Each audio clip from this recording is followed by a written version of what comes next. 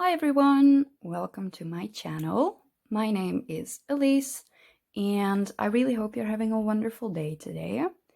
I am a student living in the Netherlands, and for the past few years it's been really hard for me to be financially stable. So a couple of months ago I decided that I really want to take my finances seriously, and that's why I started on this financial journey for me to hopefully gain some more financial stability before I turn 30. I'm currently 25, so I have 5 years, and I think that should be doable. So in today's video, I want to talk you through my monthly budget for the month of September. And yeah, let's just get into it. I already wrote down what all the categories are, so I just need to fill in what I budget for them. So this monthly budget is for September. Let's write that down first. September. And as I explained in my monthly budget for the month of August, I do get government benefits. One of the benefits is towards health insurance and the other one is towards rent. So the health insurance one is 111 euros and the rent one is, no, that's not right. It is 376, yeah. So I'm expecting to get 487 euros for my government benefits. Then I have my student loan, which every month is 1,023. Obviously now that counts as income, but it is a loan, so I will have to pay that back once I finish my university degree.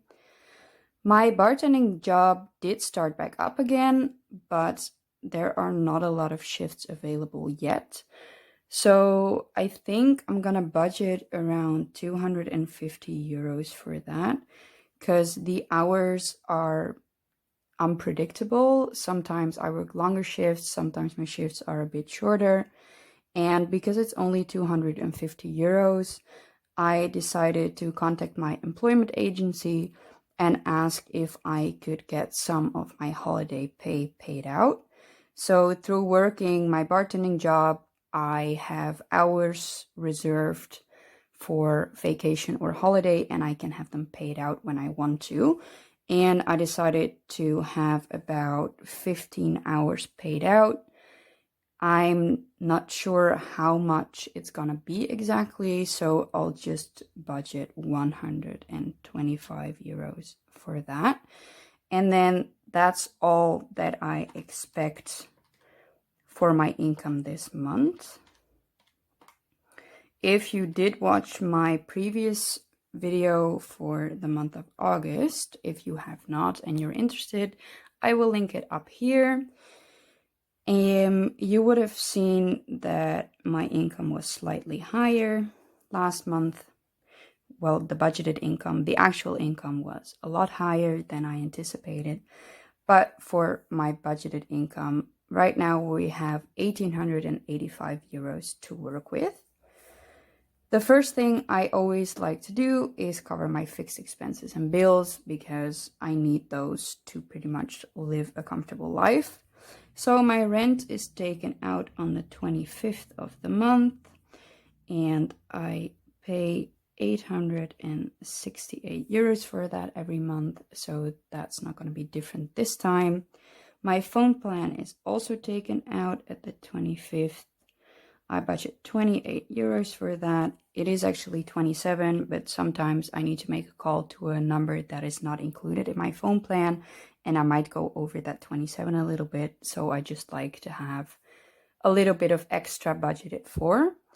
Tuition is taken out every 2 months, but on the 26th I put some of the money aside, so when it is taken out I have the amount saved up. Because last month I decided to put some extra towards tuition, this month I won't have to contribute that much. So normally I do 110 every month, but last month I paid an additional 60, so now I only have 50 euros budgeted for that. And the reason for that is my gym membership. I will get to that shortly. Then on the 28th, Netflix is taken out, which is 16 euros. And now gym membership. I didn't have a gym membership before because of COVID. It was too hectic here in the Netherlands, but I have decided to want to get back into fitness. So I will get my gym membership on the 1st of the month. I need to pay a registration fee and then also the monthly amount immediately. So the registration fee is 20 euros and then the monthly payment is also 20 euros. So for this month, it's going to be 40 and then going forward, it will be 20 a month. Then my health insurance is taken out on the 2nd of the month. I pay 133 euros for that. This ASR Vitality is a subscription that I have that lets you save points by doing activities. So for example, your 10,000 steps are worth 100 points and things like that. And when you have 800 points, that's what the weekly amount of points is, you can exchange it for gift cards or free products. And that is 4 euros. Then I have some other insurances that are taken out on the 11th of the month. They cost me 8 euros. And then my last bill is Spotify, which is taken out on 22nd. And that is 5 euros because I am a student. Now, let's see what our total is. So we're going to add them all up and see what we have left to work with. 40, 133, 4, 8, and 5. So that is 1,152 euros. And that leaves us with 733 euros to work with. Up next are my variable spending categories. I only have 4 of them that include most of my spending, and then obviously I have my sinking funds. So first, let's do groceries. I have decided to up my budget to 250 euros. I had it at 225, but I found that was a little bit too tight, so I will, moving forward, put 250 in it. Transportation only is 30. I explained this before, but I am a student, and here in the Netherlands, we can travel for free with public transportation during the weekdays or during the weekends, depending on what you choose. I have during the weekdays, and during the weekends, I have 40% off of the transportation fees. I do not have a car because I live in a city, and here in the Netherlands, we basically bike everywhere. So 30 might seem a little if you live in a different country, but for me, it's more than enough. Then miscellaneous is 25 every month, just to cover some unexpected expenses, and otherwise I allocate the money at the end of the month towards my sinking funds and savings. And then I give myself spending money that I can really spend on whatever I want, and that is 100 euros every month. I'm sorry if the lighting is bad. I just saw that it's gotten really cloudy outside, so the natural lighting is not that great anymore. Let's see, when we add all of these up, we have 405 euros. And that means we have 28 euros left to put towards sinking funds and savings. Currently, these are all my sinking funds and savings goals. If you happen to watch my budget with me for the month of August, you would have noticed that I had some more sinking funds, but a lot of the ones that I have are already filled up to the amount that I need them to be. So now these are the only ones I have left. So the council tax is for next year already. And since I do not really like this ending 28, I'm just gonna take off 78 for that. So we put 78 euros towards council tax. Then I have my healthcare deductible that I need to pay. These two are the most important for me to get right now. So I think I'll put 50 euros towards that.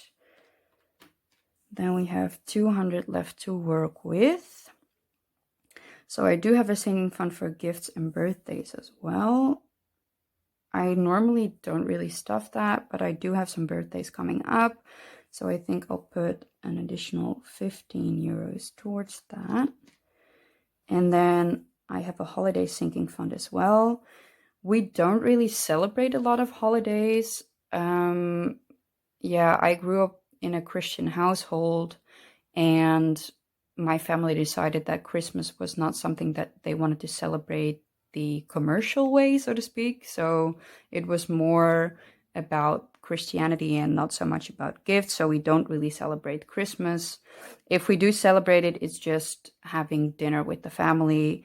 So I do always have some money put aside for holidays. Maybe I want to get a Halloween costume. Maybe I want to buy a gift for Christmas for my boyfriend or something like that. So we don't really need a lot of money here, but just to be sure, I will put 10 euros towards that as well. And then we have 175 left. I have decided that I want to buy a new phone because I think this phone that I currently have, that I'm also using to film these videos, it's acting a bit weird, so the footage sometimes get a bit jumpy, and I find that quite annoying. Also, the phone that I have right now is already 3 years old, I think, so maybe it is time for a new phone. And I want that to be bought on relatively short term, so I'm gonna put 100 euros towards that. Then travel, normally when my finances allow it, I put 75 towards travel, but I also want to put something towards home. So I think I'm going to do 50 towards travel and then 25 towards home. And then we have nothing left for investment and nothing left for emergency fund, but I'm okay with that. I only put money towards my investment account when I don't need it for anything else. So maybe if I work some more shifts this month and I have some extra income, I will put something towards investment. But for now, I'll leave it at 0. My emergency fund, it's not entirely what I want it to be, but it's pretty much up there. So I don't really need to put anything towards that either. Now, let's add these up and see if we are at the right amount. Plus 100 plus 50 plus 25 is 328, which is the same as this 328. And that means we have our zero-based budget finished. So this was my budget with me for the month of September. If you like this video, if you have any recommendations for me, what I could do differently, please give this video a like, comment down below what you thought of it, if you have any suggestions, questions, or just remarks. And don't forget to subscribe to follow me along on my journey to more financial stability. Now, before I let you go, please remember you are good enough as you are, and I really hope today makes you feel like that is true. Bye bye!